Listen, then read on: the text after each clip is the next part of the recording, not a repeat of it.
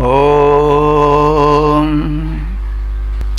वेद प्रेमियों, श्री श्रोताओं, संप्रति हम सब ऋग्वेद के प्रथम मंडल के 66वें सूक्त के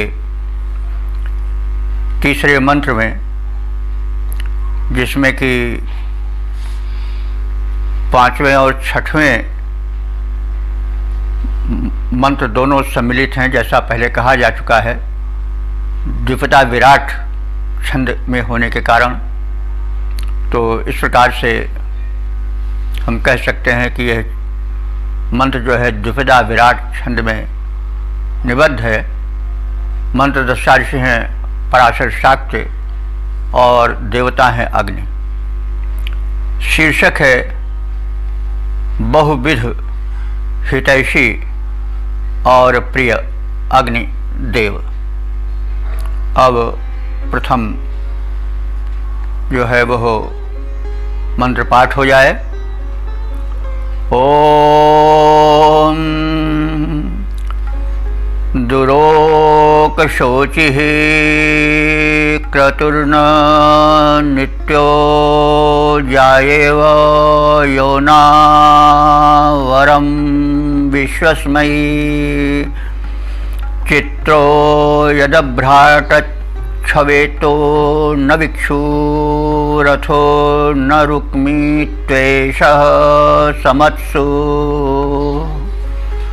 शब्दार्थ से परिचय प्राप्त करें। हे अग्निदेव, तुम दुरोक शोची। दुरोक कहते हैं असह्य, और शोची कहते हैं तेज अथवा लपट। हे अग्निदेव, तुम्हारी जो लपटें हैं, तुम्हारा जो तिग्म तेज है, तीव्र तेज है, वह असह्य है। क्रतु न नित्य। क्रतु कहते हैं यज्ञ को, अथवा शुभ कर्म को भी यज्ञ ही कहा जाता है। तो जैसे शुभ कर्म नित्य रहता है, यानी शुभ कर्म सदैव होता रहता है, क्योंकि अगर शुभ कर्म न हो नित्य तो जो संतुलन है वो सृष्टि का बिगड़ जाएगा। सृष्टि तो द्वंद्वमयी है ही है। समानांतर रूप से अच्छाई भी चलती है, बुराई भी चलती है, दिन भी चलता है, रात भी चलता है, दुष्ट भी चलते हैं, सज्जन भी चलते हैं, देवता भी हैं, राक्षस भी हैं। तो सृष्टि तो द्वंद्वमयी है, लेकिन इस सृष्टि में अच्छाई भी है। तो अग्निदेव जो है वो अच्छाई के प्रतीक हैं, और जैसे शुभ कर्म नित्य है, कभी नष्ट नहीं होता है, उसकी परंपरा चलती ही रहती है और चलती ही रहेगी, वैसे तुम भी नित्य हो। तुम्हारा भी सक्रियता सदैव स्थित रहेगी, और तुम प्रिय हो। कैसे? जाया इव। जाया कहते हैं पत्नी को। जैसे पत्नी घर की शोभा होती है और प्रिय होती है, वैसे तुम भी हमारे घर की शोभा हो। कितना ही अच्छा घर क्यों न हो, लेकिन अगर उसमें प्रकाश न हो तो घर अपने सौंदर्य को खो बैठेगा, उसकी सत्ता का अवबोधन सम्यक रूपेण नहीं हो पाएगा। वैसे गृहिणी गृह मुच्यते कहा भी गया है। गृहिणी ही घर होती है, घर होती गृहिणी ही गृह है। तो जैसे गृहिणी से गृह की शोभा होती है, वैसे तुम जब घर में विराजमान होते हो तो घर चमकता है, घर प्रकाशित रहता है। तो देखिए, ऋषि कवि भी है, भावाभिव्यक्त के लिए कैसे कैसे उपमान जुटाता है और प्रस्तुत करता है, यह ध्यातव्य है। तो तुम चित्रः, माने चित्र विचित्र दीप्त से युक्त हो और यत अभ्राट जब प्रकाशित होते हो तो श्वेता न शुभ्रवर्ण आदित्य के समान हो जाते हो।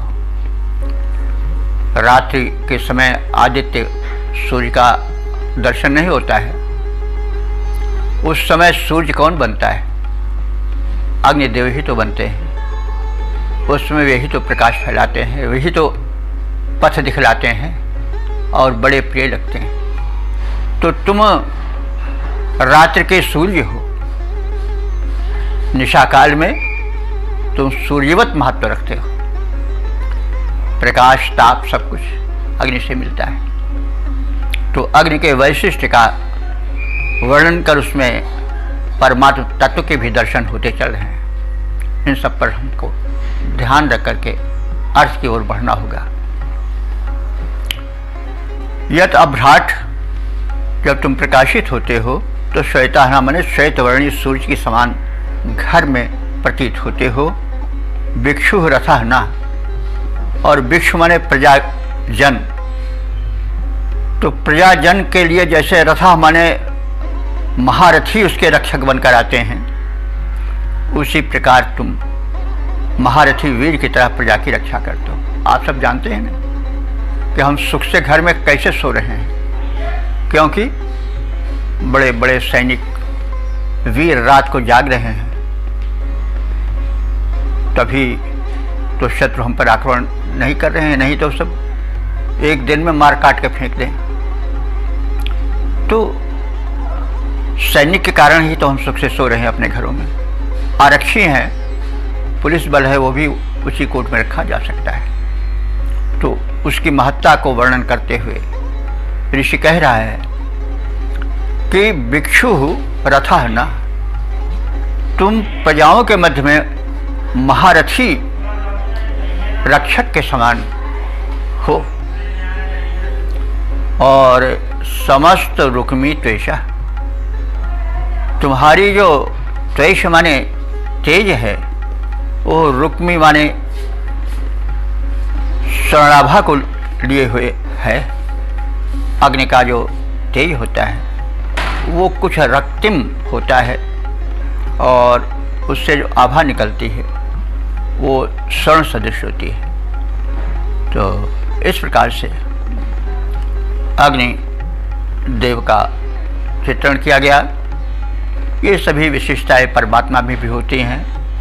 तो सामान्य अग्निबोध के साथ साथ हम परमात्मा बोध को भी साथ में रखते हुए चलें, तब मंत्र का आनंद आएगा। सपाट अर्थ जान लें।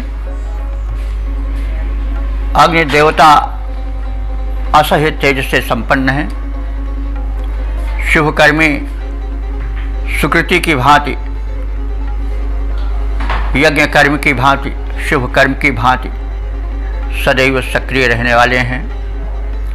सहधर्मिणी के समान घर की शोभा है और उसे सुख से परिपूरित करते रहते हैं। अग्निदेव विचित्र दीप्ति से युक्त हैं। वे निशा काल में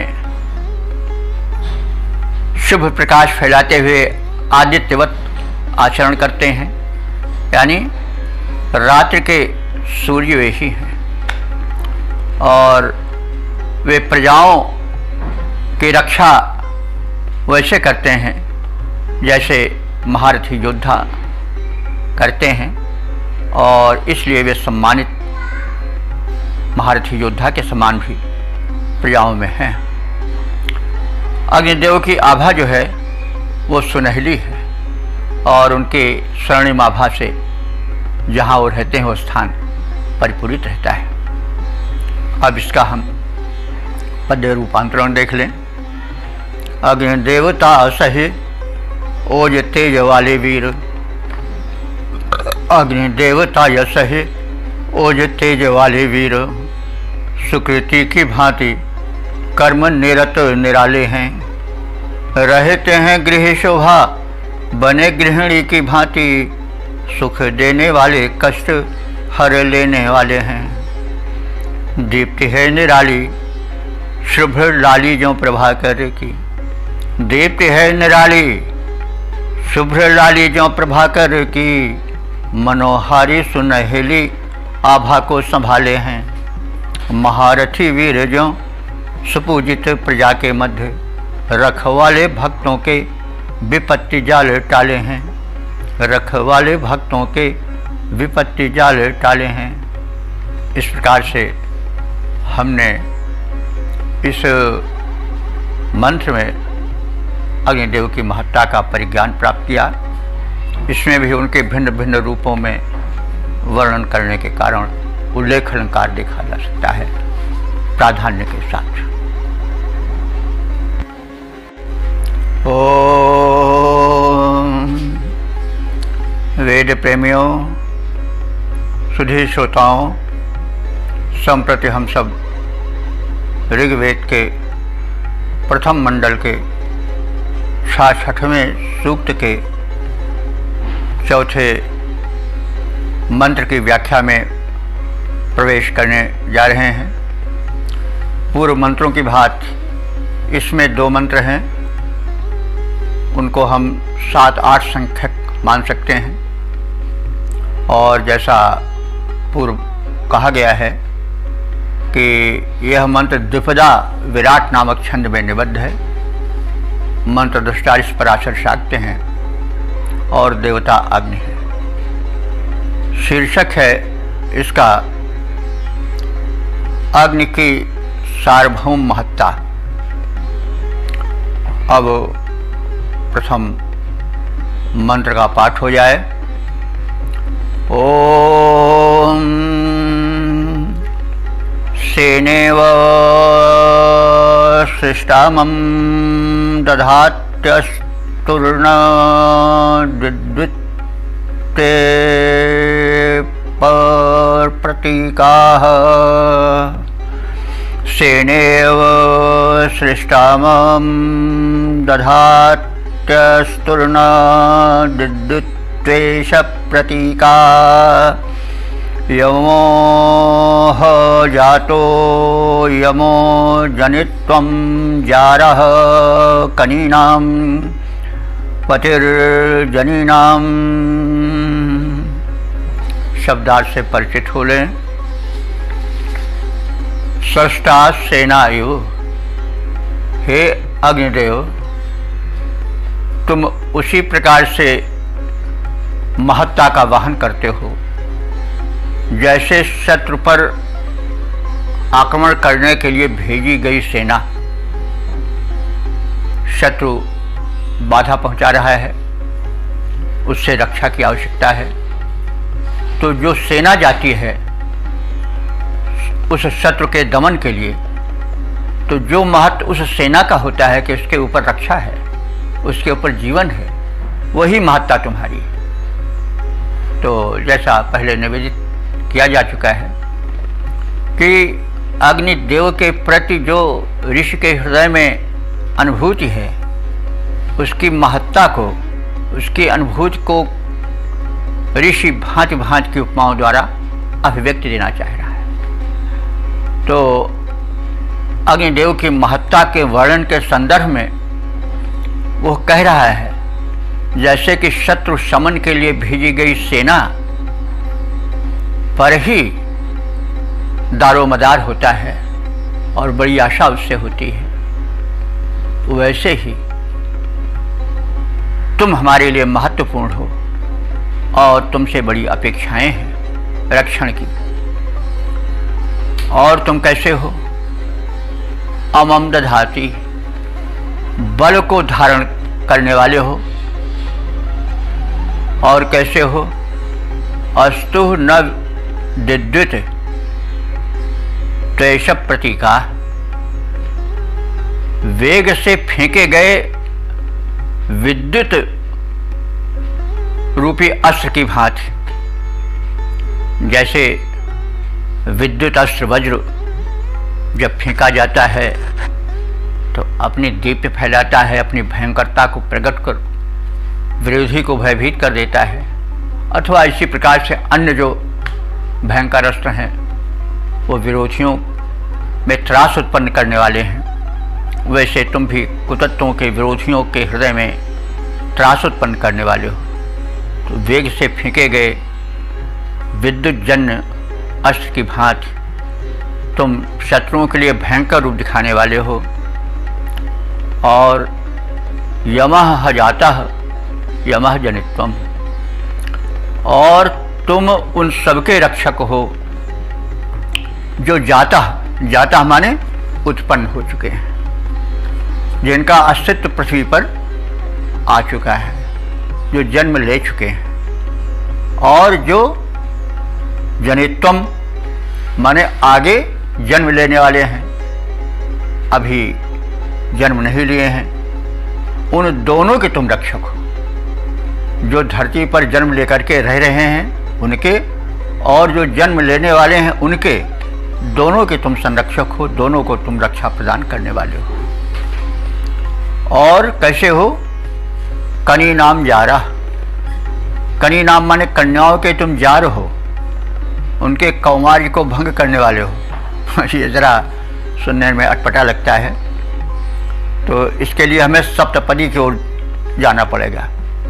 जब विवाह होता है तो कन्या प्रथम जो है वह अग्नि की परिक्रमा करती है, और उसके पश्चात फिर वो पति की होती है। तो यह एक अलंकृत शैली है, थोड़ा वक्रता से बात को कहने की शैली है, जिसका क्रम निरंतर चलता रहा है, और ज़रा वक्रता से बातें कही जाती रही हैं। तो यह आज भी काव्य में चल रहा है, और बात को ज़रा घुमा फिरा कर कहना एक शैली के अंतर्गत आता है। तो उसका स्रोत यहाँ देखा जा सकता है। तो जो अग्नि है वो हो कन्या का कौमार भंग करने वाला है। तो यह बात थोड़ी अटपटी लगती है, लेकिन यह एक कहने की शैली है, वक्रोक्त टाइप की। यानी जब विवाह होता है तो अग्नि की परिक्रमा पहले वर कन्या करते हैं, तो पहले अग्नि को अर्पित होते हैं, तब उसके पश्चात वे गार्हस्थ्य के बंधन में बंधकर परस्पर प्रेमी युगल के रूप में जीवन क्षेत्र में उतरते हैं। तो इस प्रकार से अग्नि कौमार हरता है, और वो जनी नाम माने विवाहिता स्त्रियों के लिए पति के तुल्य है। यानी पति और जो पत्नी है वो दोनों गार्हपत्य अग्नि की पूजा करते हैं। तो वो जब हम उसको पालक के रूप में पति शब्द होता है, स्वामी के लिए पति के लिए भी आता है, हस्बैंड जिसको कहते हैं उसके लिए भी आता है, और पति रक्षक के लिए भी आता है। पात इति पति, पाधातु रक्षणे से पति बनता है। तो जाया नाम पति, जो जाया बन चुकी हैं, एक तो कनिनिका है, अभी अर्पित नहीं हुई है, पति को जब अग्नि के सामने आती हैं तो पहले अग्नि की बनती हैं, तब फिर उसके बाद वर की बनती हैं, पति की बनती हैं। यही कौमार हर की बात है। तो हे अग्निदेव, तुम जो कन्या हैं अभी पूर्ण रूप से पति की नहीं हो सकी हैं, उनके कौमार हर वर तुम ही हो प्रथम। और जो जाया बन चुकी हैं, पत्नी बन चुकी हैं, उनके भी पति तुम हो। यानी गार्हपत्य अग्नि की पूजा होती है, तुम रक्षक हो, पति हो, पाधात से पति बनता है, इसलिए तुम उनके भी पति हो। तो इस प्रकार से हे अग्निदेव, तुम हमारे बहुविध हित रक्षक हो, तुमसे हमारा भांत भांत का संबंध है और इसे ऋषि बताना चाहता है। अब इसका हम सपाट अर्थ देख लें। अग्निदेव आक्रामक सेना के समान बलधारक हैं, सबको प्रिय हैं, सबके आशा और विश्वास हैं, रक्षा के आश्वासन करता हैं और वे प्रचंड वज्रास्त्र की भांति प्रदीप्त होकर के संरक्षण में संलग्न रहते हैं।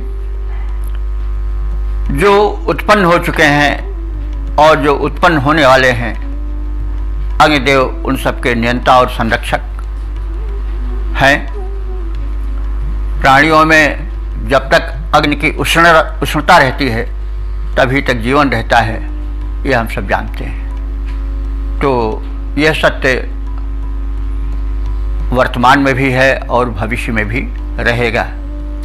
इसलिए अग्निदेव वर्तमान में जो विद्यमान हैं उनके और जो भावी हैं, भविष्य में होंगे, उन सब प्राणियों के संरक्षक हैं, जीवन हैं, उष्णता प्रदान करने वाले हैं। और वे अग्निदेव कन्याओं के कौमार्य हरणकर्ता भी हैं और विवाहिता के पति हैं।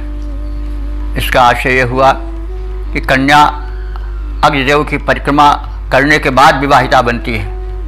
प्रथम अग्नि के समक्ष आती है, पश्चात वह वर की होती है। इसी प्रकार अग्नि जो विवाहिता स्त्रियां हैं उनके भी पति हैं, रक्षक हैं और गार्हपत्य अग्नि का पूजन पति पत्नी दोनों मिलकर करते हैं। इस दृष्टि से अग्नि विवाहिता के पति हैं। अब हम इसके पद्य रूपांतरण का अवलोकन कर लें। आक्रामक सैन्य के समान बल धाम अग्नि, आक्रामक सैन्य के समान बल धाम अग्नि, वज्र के समान चंड और दीप्तिमान हैं। जो हैं जन्मे या कि आगे जन्म लेने वाले प्राणी, अग्नि उन सब का नियंता भगवान है। जब तक अग्नि तब तक प्राण देह में है, उष्णता ही एकमात्र प्राण का प्रमाण है।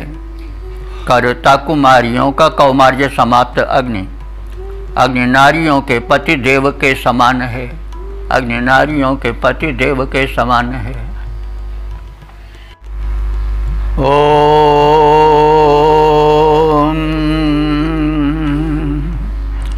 वेद प्रेमियों, सुधी श्रोताओं, संप्रति हम सब ऋग्वेद के प्रथम मंडल के 66वें सूक्त के 5वें मंत्र की व्याख्या में प्रवेश करने जा रहे हैं। यह मंत्र द्विपदा विराट छंद में निबद्ध है और जैसे पूर्व कहा गया है कि इसमें 2 मंत्रों का समवाय रहता है। उस दृष्टि से इसमें मंत्र संख्या 9 और 10 दोनों का समवाय है। अर्थ दोनों का मिलकर किया जाता है और प्रथम जो छंद है वह और द्वितीय छंद एक दूसरे के पूरक बनकर रहते हैं। तो जब पूरक बन जाते हैं तो शक्ति अधिक बढ़ जाती है। शायद ऋषि संदेश देना चाह रहा है कि 2 मिल करके जब एक अर्थ कहेंगे, एक बात कहेंगे तो बल अधिक आवेगा बात में है। तो अब हम इसके छंद के विषय में तो जान चुके। मंत्र दृष्टा इसके हैं पराशर शाक्त, देवता हैं अग्नि और शीर्षक है अंततः यानी घूम फिर करके मन अग्नि की उपासना को ही वरीयता दे पाता है। अब संबंधित भाव को भरे हुए मंत्र का प्रथम पाठ हो जाए। ओम तं वश्चराथा वयं वसत्यास्तं न गावो नक्षन्त युद्धं सिन्धुर्न क्षोदः प्राणीचिरैर्नोर्नवन्त गावः स्वरदृशी के।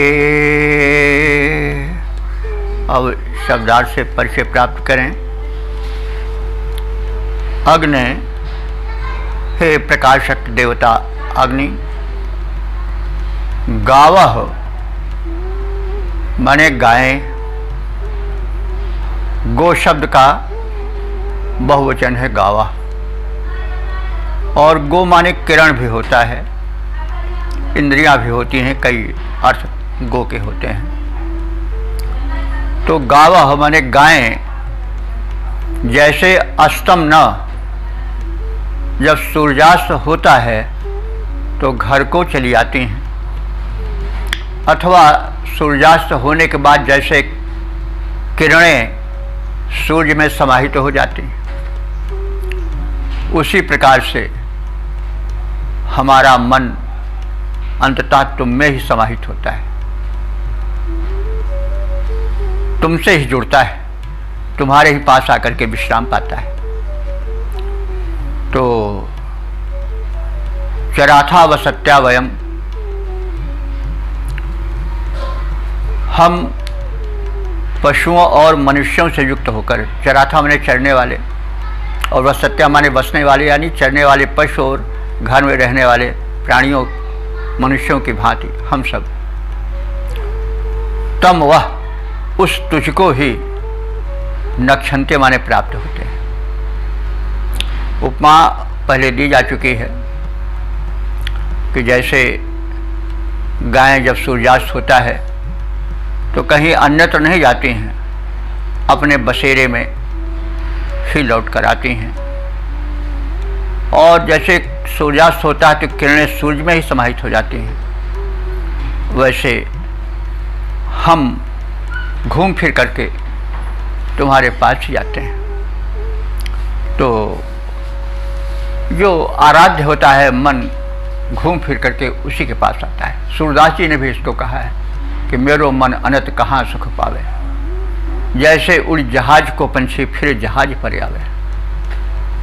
तो हे भगवान, तुम्हें छोड़कर मेरा मन कहीं विश्राम पाता ही नहीं। जैसे जहाज का पक्षी, पहले जब लोग सामुद्रिक यात्राएं करते थे तो दिशा ज्ञान के लिए और स्थल अभी निकट है कि नहीं इसके जानने के लिए कौवे रखते थे, पक्षी रखते थे।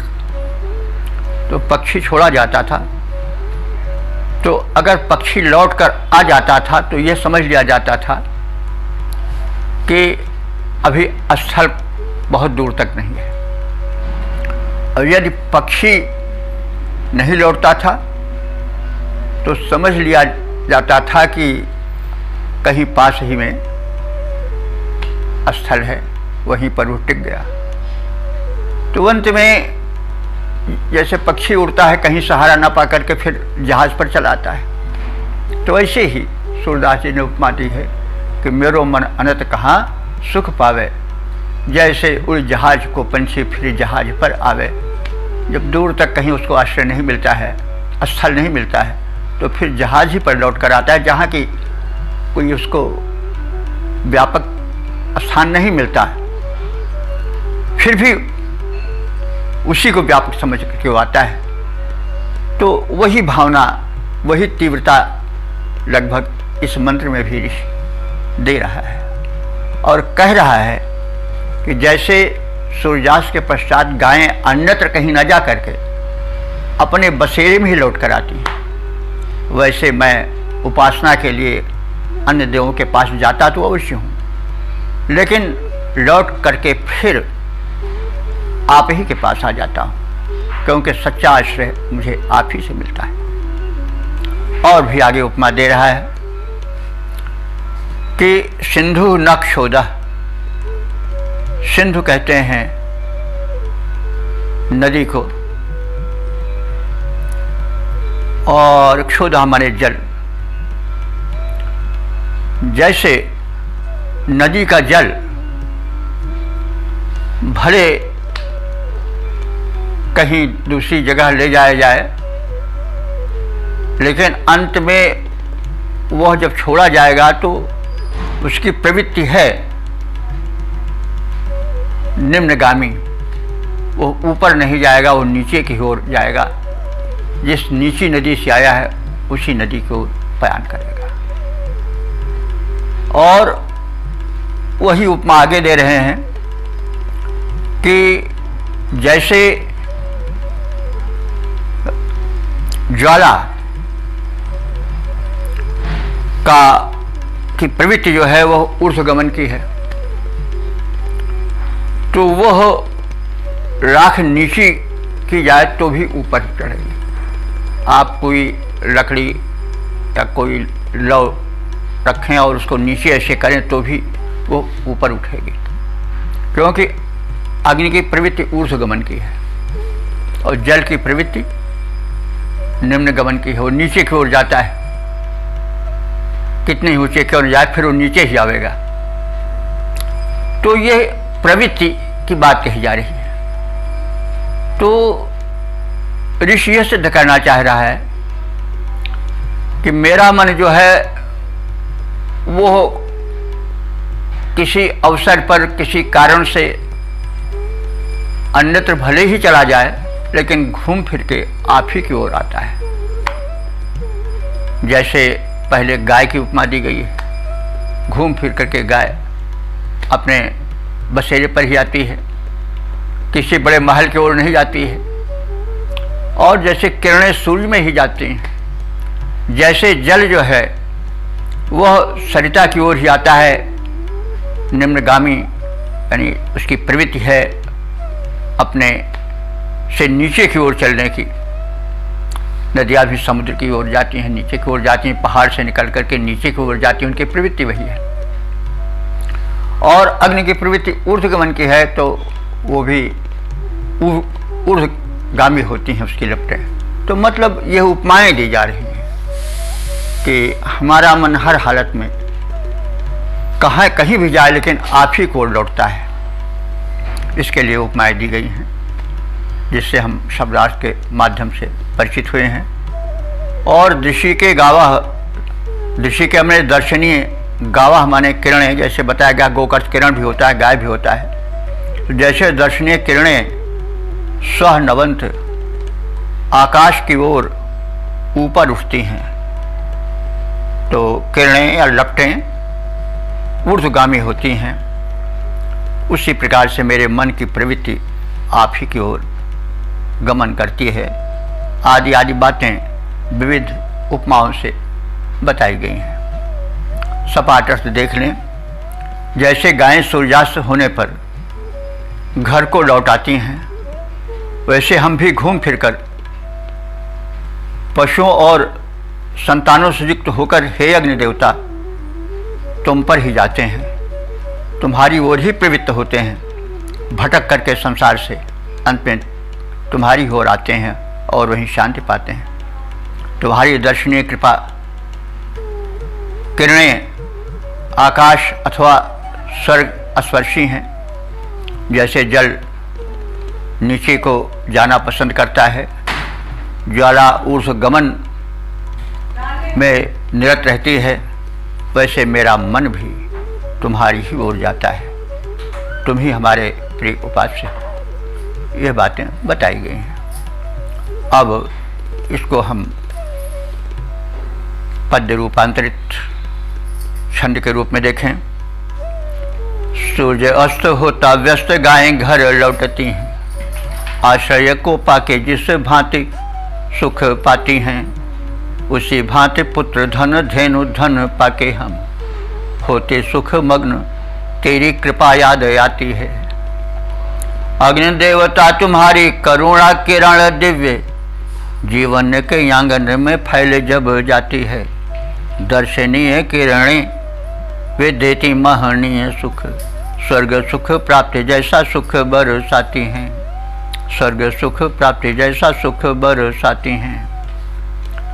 यह मंत्र इस 66वें सूक्त का अंतिम मंत्र है, जिनसे हम संक्षेप में परिचय प्राप्त किए।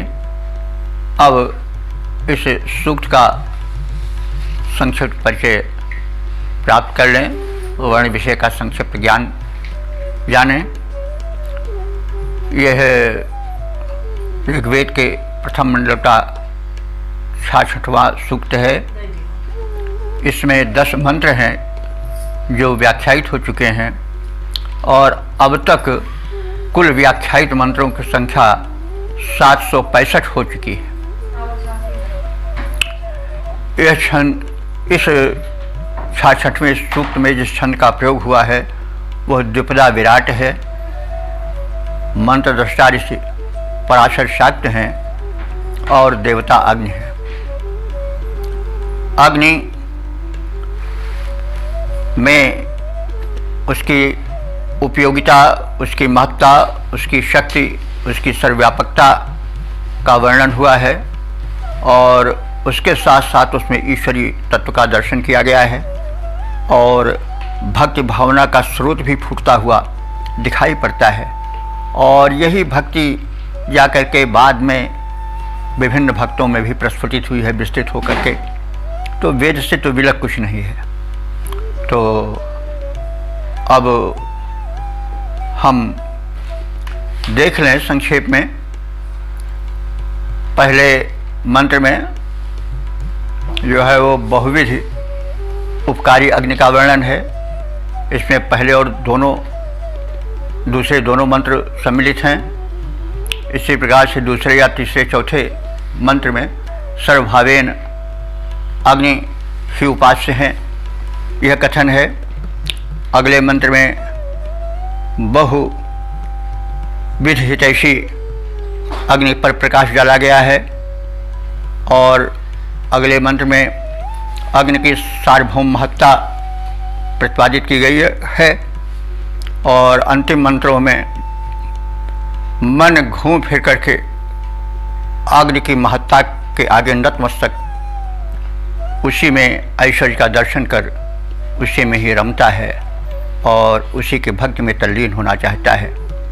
आज बातें कही गई हैं जिसको कि हमने सुना और जाना। अब इस विषय पर आप लोग चिंतन मनन करेंगे और वेद के इस सारे गर्भित मंत्र का और अन्य मंत्रों का भली भांति चिंतन मनन कर इस आर्षवाणी का, इस परमात्मा वाणी का प्रचार प्रसार आप करें। भारत जगत गुरु है, उसको उसकी पदवी दिलावें। आपसे यह मेरा विनम्र अनुरोध है। आगे दूसरे प्रसंग में हम फिर मिलेंगे। तब तक के लिए नमन।